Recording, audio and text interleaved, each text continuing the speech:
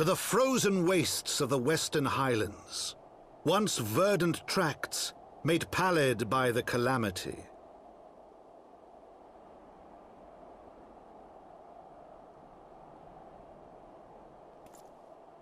Beyond the towering wall of ice, to lands long forsaken that the knights of Ishgard strove tirelessly to reclaim.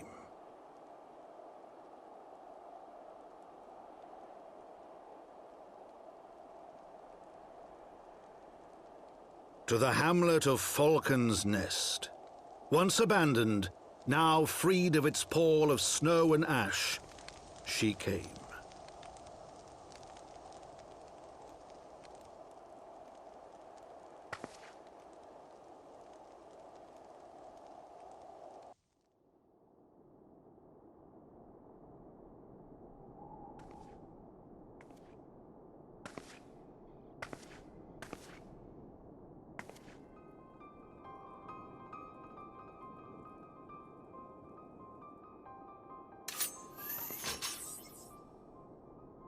Looking for me, I presume.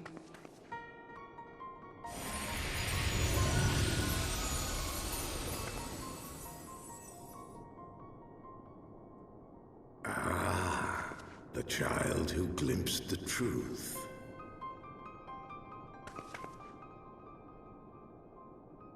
No! It cannot be.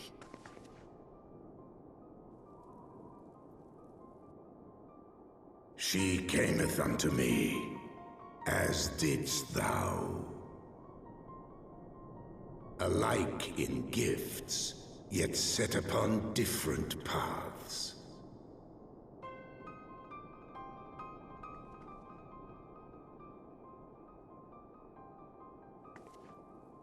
He speaks true, warrior of light. Like you, I have been blessed with the echo.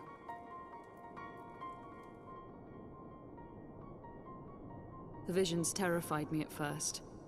They came without warning. I wondered what I had done to deserve them.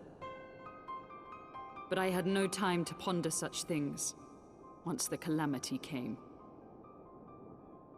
The land turned against us, and in a matter of hours, Falcon's Nest was buried under 10 fulms of ice and snow. We had no choice but to flee for Ishgard. We came to the wall, and while we searched for a way through, there was an avalanche. And then I was alone. So I set forth for Dravania. I knew full well what might happen where I found. But I could not survive on my own. I was found, of course. And not by a mere dragon, but by the great worm Hraesvelgr. And it was then that I knew why I had been given this gift. For with it I heard his voice, and saw the truth through his eyes.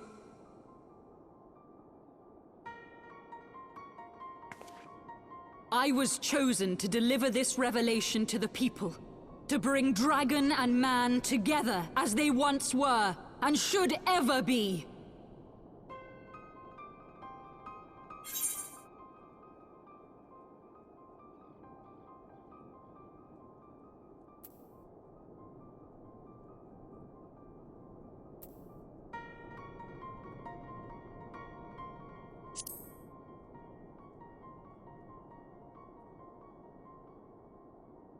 It wasn't supposed to be like that.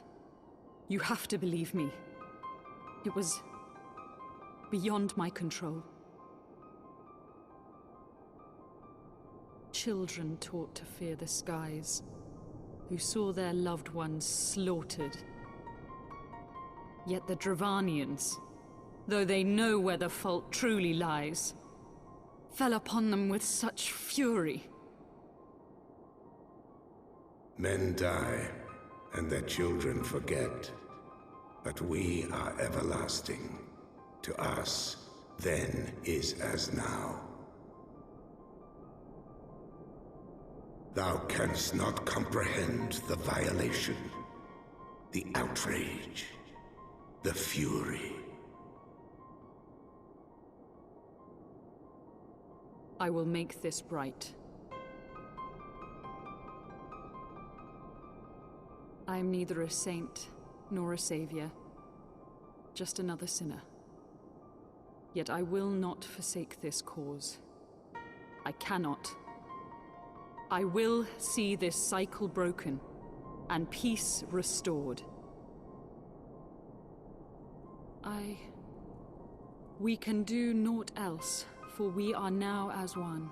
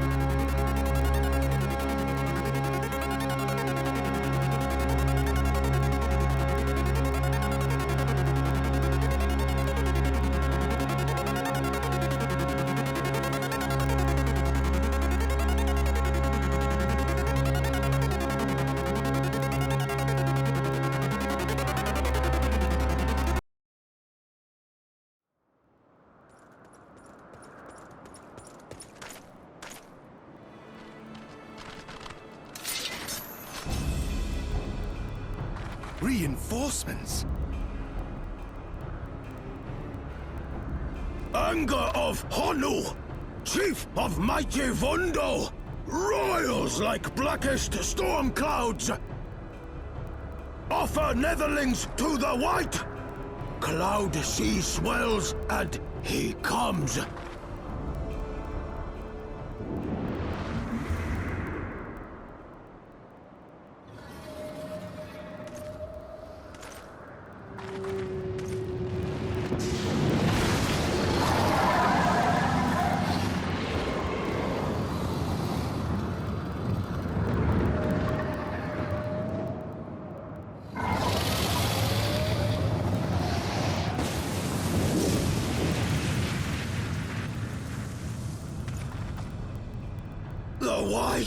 The White! Mighty Bismarck! Lord of the Mists!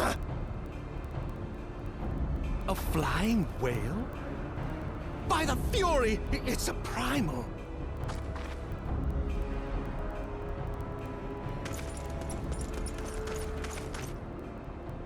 We must away!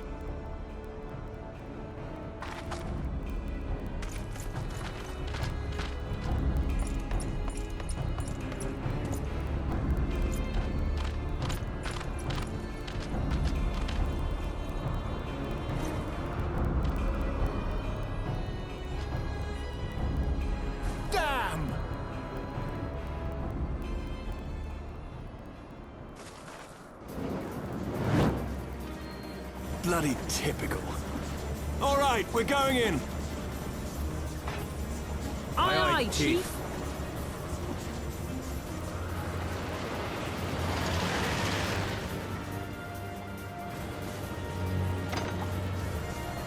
All aboard!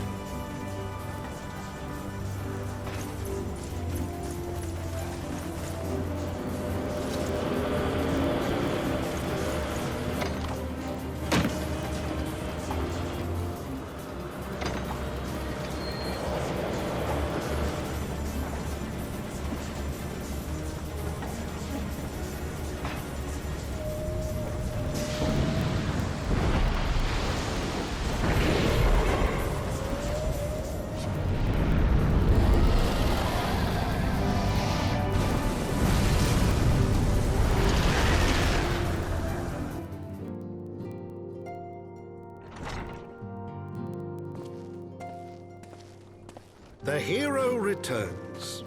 I cannot thank you enough for saving young Imanolane's life. Aye, he told me everything. I've also received letters from both House Zemail and Durandare praising your conduct, and that of House Forton.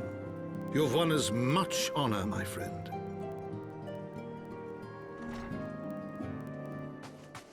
My lord! What is it? Speak. Pray forgive the intrusion, my lord, but I bring grave tidings. Master Alphino and Mistress Tataru have been detained on suspicion of fomenting heresy. What? Explain. They were observed entering a tavern in the lower levels on some half-dozen occasions. There, it is claimed, they made a number of inquiries. Inquiries which brought them into contact with certain elements. 'Twas this which prompted a Knight of the Heavens Ward to demand that they be questioned. Sir Grinno, my lord. Sir Grinno is a brute. An exceedingly accomplished brute, but a brute nonetheless. Alas, he is also a son of House Zemail.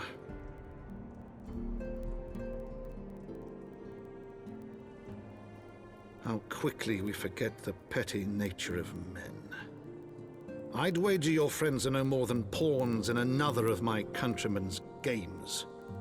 Such is the way of things between the high houses.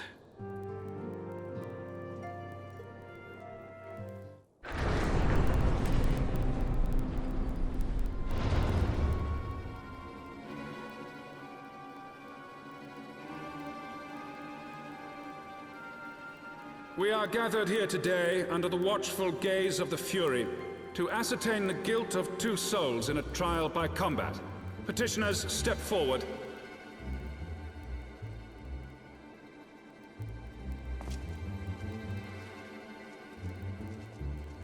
Sir Grinno, for the benefit of all here present, I would ask you to repeat the charges which you have leveled against this man and this woman.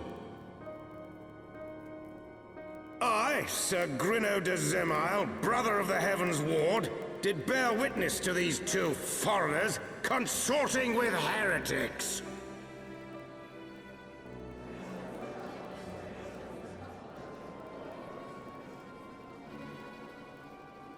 Let the accused step forward.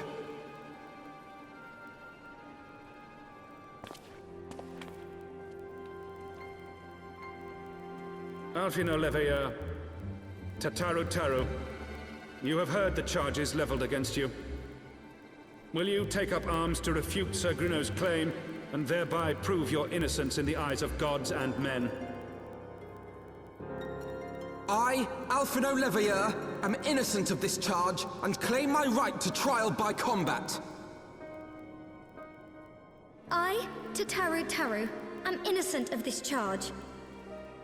But I am no warrior and cannot fight. So, I claim the right to name a champion.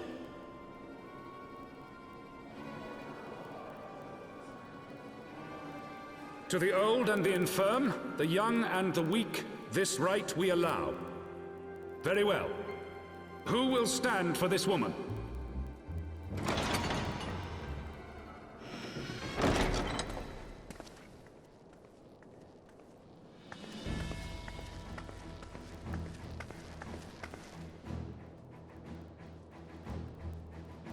Just as I was beginning to doubt the efficacy of the Ishgardian justice system. Come, my friend. Let us put an end to this mummer's farce.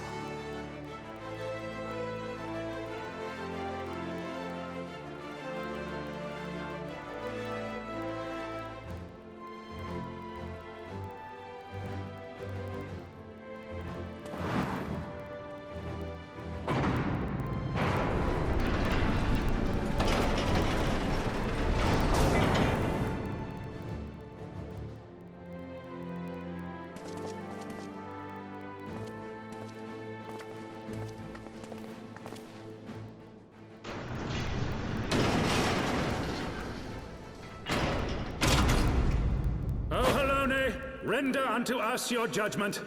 Raise up the righteous, and cast down the wicked.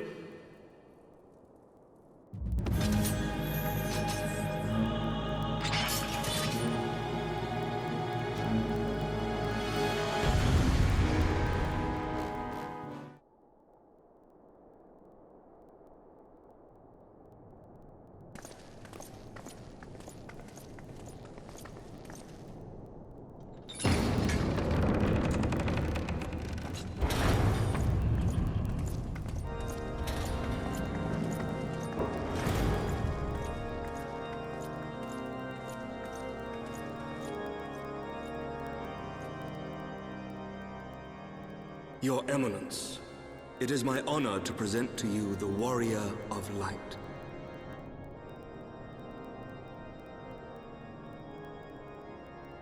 I have heard the tales of your many grand endeavors. The Lord Commander has also been most effusive in his praise. I am Thorin VII, Archbishop of the Ishgardian Orthodox Church, and I bade you come here that I might offer my personal apologies. You will forgive me for not calling upon you as courtesy would dictate, but as you can see, my more sprightly days are long behind me. But I digress. Your companions were wrongly accused of heresy and subjected to gross indignities. This, I am sorry to say, was the result of negligence on the part of our nation's protectors. Negligence born of an excess of zeal. Is that not so, Sir Zephyrin? Yes, Your Eminence. Regrettably, it would appear that we of the Heavens Ward were in receipt of erroneous information. Sir Grinno has ever been headstrong. He pressed charges before the truth had been ascertained, for which I most sincerely apologize. An unfortunate misunderstanding born of an earnest desire to serve Ishgard, but one which should never have occurred. For who could doubt the character of those who bested Shiva and drove the Horde from the steps of faith? Not I. That much is certain. That will be all, Sir Zephyrin. I would speak with our guest in private. Your Eminence,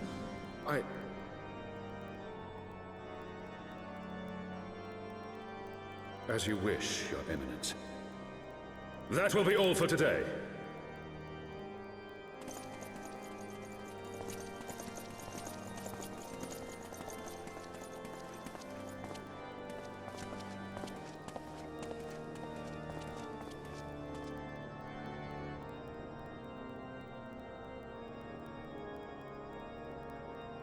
Privacy is a luxury rarely afforded one in my position.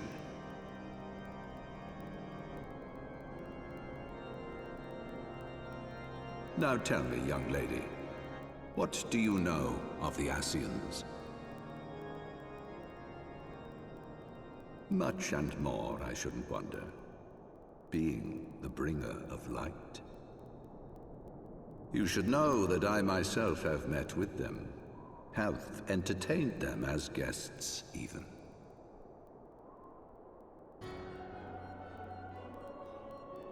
Those harbingers of chaos and strife offered us power that we might continue our war against the dragons. I have no intention of aiding their cause, of course, nor less of being their puppet. Yet, were I to refuse them outright, I should learn naught of their true objectives and remain powerless to stop them. Thus have I hearkened to their words with interest and paid lip service to their beliefs, biding my time and preparing for the inevitable conflict.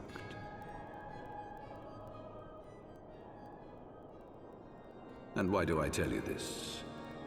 Because there is naught in this world they fear more than the power of the Warrior of Light. If we are to rid ourselves of these vile interlopers, we must needs work together. With our combined strength, I have faith that we can wrest Eorzea from their grasp and pave the way for a lasting peace. Think on it.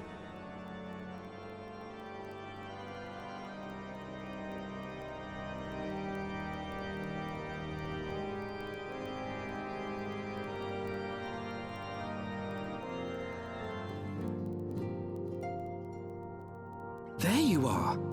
I confess I was more than a little concerned when I learned that you had been summoned to the vault. What did they want with you?